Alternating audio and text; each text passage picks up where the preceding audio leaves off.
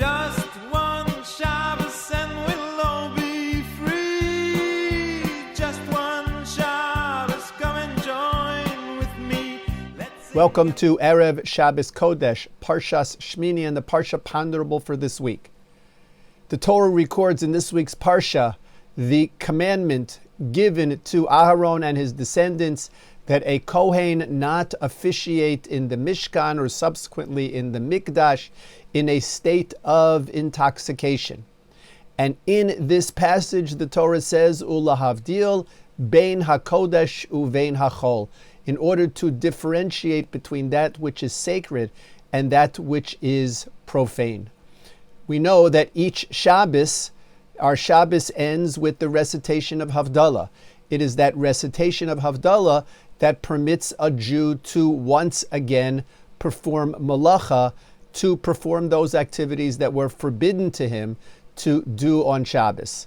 And we know that the halacha is that if a Jew has not said Havdalah, has not even uttered the phrase Hamavdil ben Kodesh L'chol, that doing malacha continues to be prohibited to that individual. The following ponderable is based upon this interesting halacha. Ruvain was catching a late flight Motzei Shabbos to go to Israel. Shabbos ended late and Ruvain was concerned about getting to the airport in time. He packed all of his bags before Shabbos, and as soon as Shabbos was finished, Ruvain recited Havdalah, grabbed his bags, ran out into the street, and hailed the first taxi that he saw.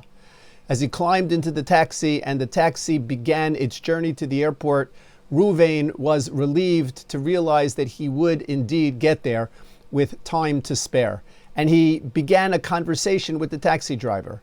To his consternation, Ruvain discovered that the taxi driver was Jewish, although not a Shomer Shabbos, not a Sabbath-observing Jew. Obviously, Ruvain thought to himself, he has been driving on Shabbos and he has not yet made Havdalah. And therefore, it would seem that this prohibition of doing malacha still applies to him. Am I now responsible for that performance of malacha? After all, he hasn't said Havdalah. He's still bound by the laws of Shabbos. And even though he's not normally doing them, here I am paying him to transgress these laws of Shabbos. Am I allowed to do this, or do I need to stop the taxi and get out of the taxi and try to find another one? What should Ruvain do? The answer, Im Yirtzeh Hashem, next week. Shabbat Shalom.